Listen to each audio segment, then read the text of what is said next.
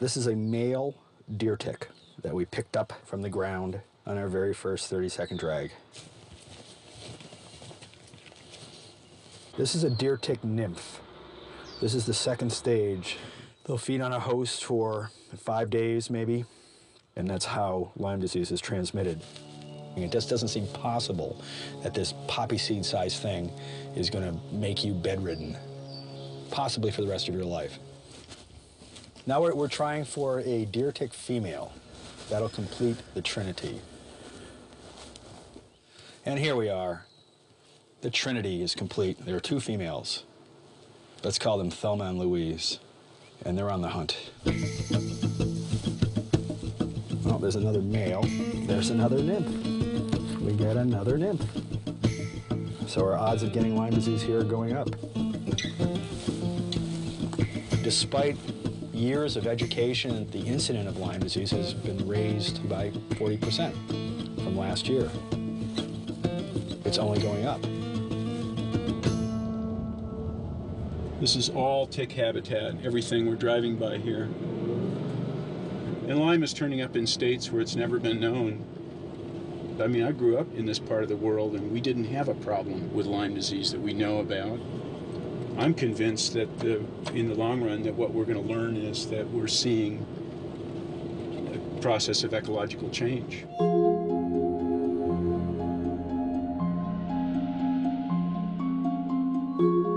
We're living in the largest extinction in 65 million years of other forms of life. While many species are dying out, viruses and bacteria are finding new opportunities. Warming climates, jet travel, and human expansion into wildlife habitats are favoring diseases that jump from animals to people. Diseases we're not prepared for.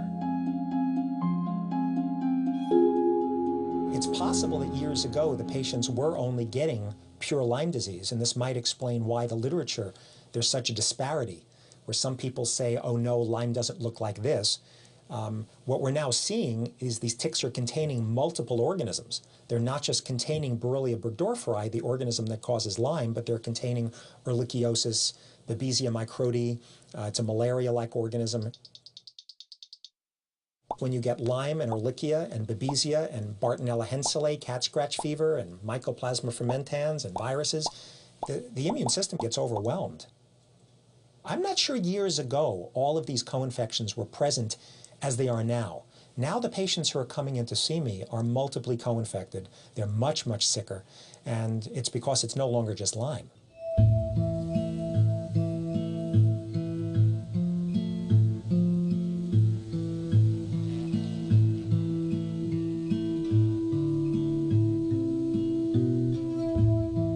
Ticks are very sensitive to dryness. Their bodies desiccate easily, and in dry weather they hide deep in mossy crevices on the barks of trees, or in the leaf litter, or in wood rat nests.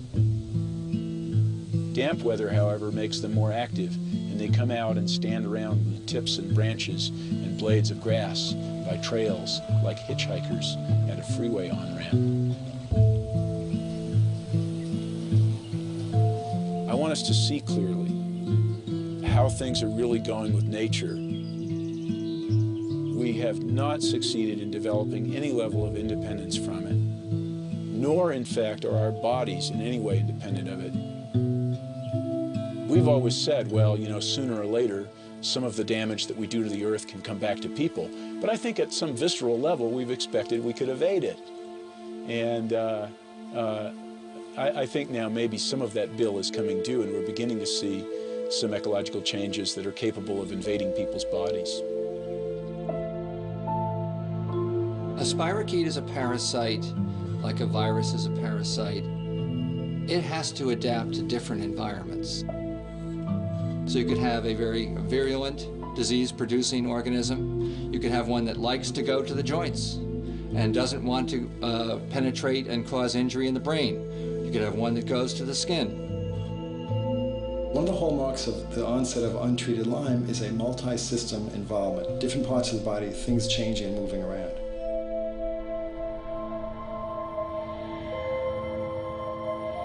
We might have a few weeks of body aches, And then you might have a few weeks of headaches, and a few weeks of real profound fatigue, and a few weeks of confusion, where you'll have pain in the large joints, and then it'll switch to the small joints.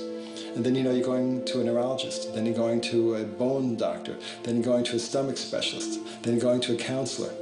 And they get labeled as being crazy. Severe headaches. Cognitive problems. Fatigue, headaches. Cardiac arrhythmias. It hurts on my foot. Joint pain, I have arthritis. I'm tired.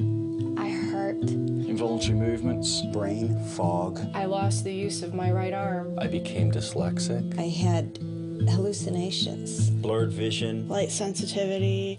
It's a long laundry list. The tests for Lyme disease were developed more than a decade ago. They were controversial back then, and in all this time, no better tests have been approved, even though almost everyone agrees there are problems with the current tests. About 50% of people who actually have Lyme disease are negative in their test results with existing methods. If you're unlucky and you have real disease, but you test negative, your disease is still real and you still require treatment.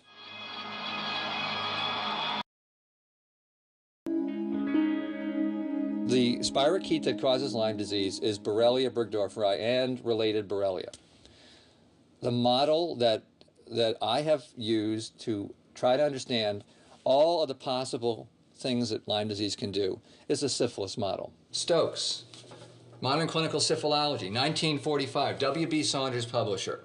It gets into every organ system of the body, and there are chapters on manifestations in the skin, manifestations in dead babies, manifestations in the bone, manifestations in the brain, and particularly dementia, because dementia and syphilis was general paresis, and general paresis is as close as you could come to a carbon copy of Alzheimer's disease. The diseases are exactly the same. If a spirochete, syphilis, could cause dementia, why couldn't the Borrelia spirochete, over a long period of time, cause Alzheimer's disease? I extracted DNA from 10 Alzheimer brains that came from the Harvard University Brain Bank. These are the Harvard brain DNA extracts in this tube. Using molecular methods, I was able to find the DNA of the spirochete, which causes Lyme disease, in 7 out of 10 of the Alzheimer brain specimens that we received from Harvard. That's incredible.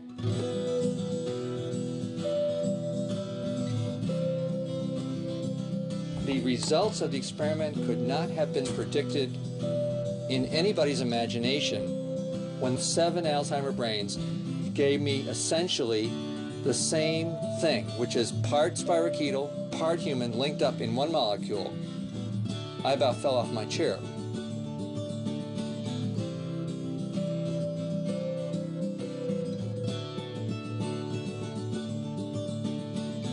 If my dream comes true someday, that will redefine the practice of medicine. That will redefine the lives of millions of people. Since spirochetes are the cause of neurodegenerative diseases and syphilis, could it be that this spirochetal infection, Lyme disease, is partly or wholly responsible for some of the neurologic degenerative diseases we face in this century? Alzheimer's, Lou Gehrig's disease, Parkinson's disease, multiple sclerosis. Those are named conditions for which no cause is now known.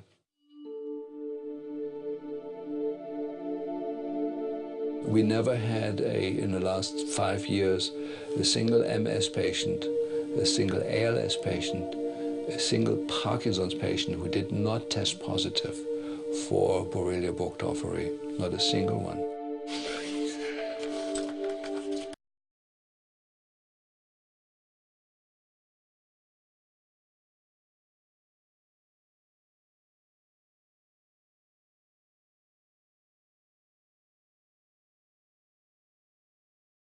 Forskellige steder afsat positive DNA-spor, det viser det nye kort.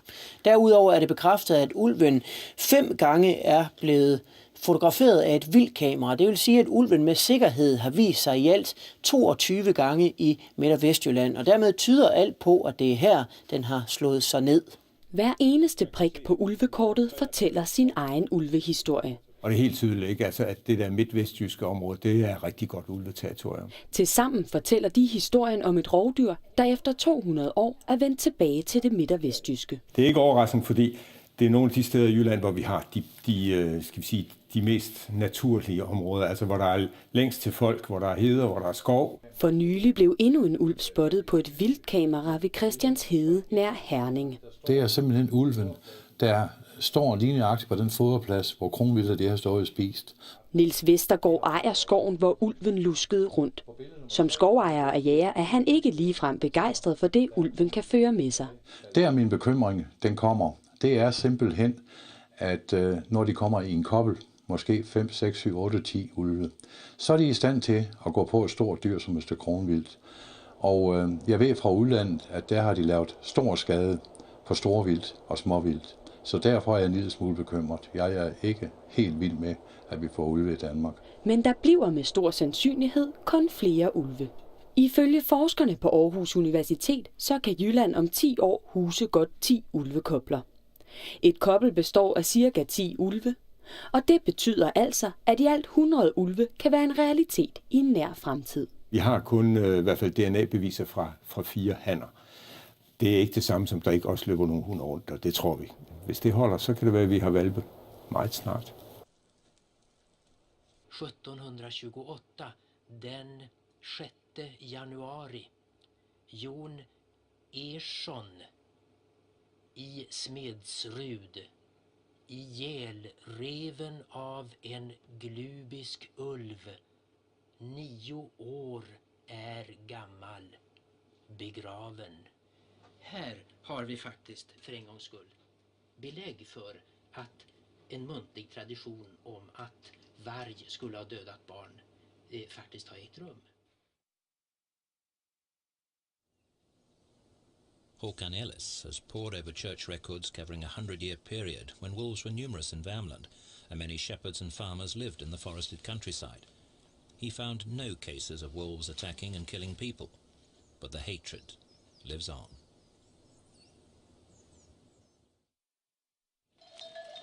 In Norway today, many people still live close to nature, running small farms and often grazing a few sheep in the forest. When Eric Seaman visits people who have discovered a newly killed ewe, feelings run high. Gaupe tar sjelden, han kan jo ta voksne dyr, men han tar som regel lam. At det er en voksen sau da. Tør ikke å sende, eller gå alene heller i skogen, og ikke sende unga sine heller.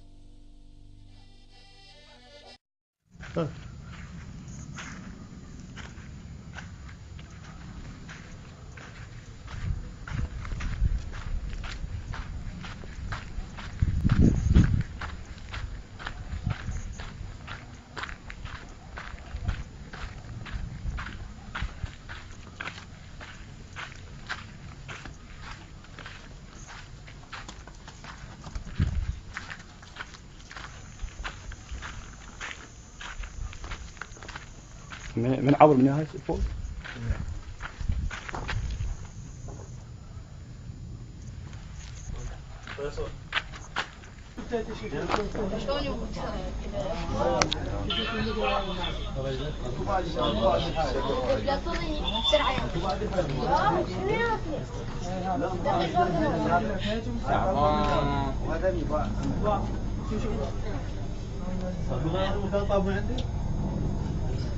طور عن شوف كده حاجه قطر خفض لي يلا ما يخاف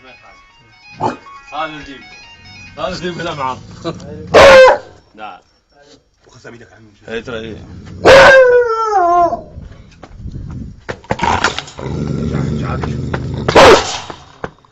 لا يا عمودي صوتك صوتك استاهل جس عشان يدخل واحد عندي شو يعرف حاجه خير يا بحسن وين مسلم تحرك ها Inquest into the death of a university student begins in Saskatchewan today. Kenton Carnegie was found dead 2 years ago in the northern part of the province. His family believes he was attacked and killed by wolves. More North Idaho newsroom. A Worley hunter says 3 of his hound dogs, along with a friend's dog, were killed by a pack of wolves. They were not afraid of us. They were really close. It was quick. So quick, the 3 friends didn't know what was happening until it was too late. And they were so quiet. They just came right up on us. They were quick. A pack of at least 7 wolves surrounded the 3 women and their dogs as they jogged on Artillery Road. The lead wolves came within feet, circling the women as they tried to get away. I was rainbowing my pepper spray, and they fell back a little bit, but as soon as we would turn our backs to try to go, they would run up on us. And then we would turn around and start screaming again, and I would spray my pepper spray. So we just kept pulling, and they're so big and so many, and they started howling, and we thought they were circling us. And it got us really panicked, but we just kept screaming. Alicia Camus and their friend were more than 1.5 miles away from their cars.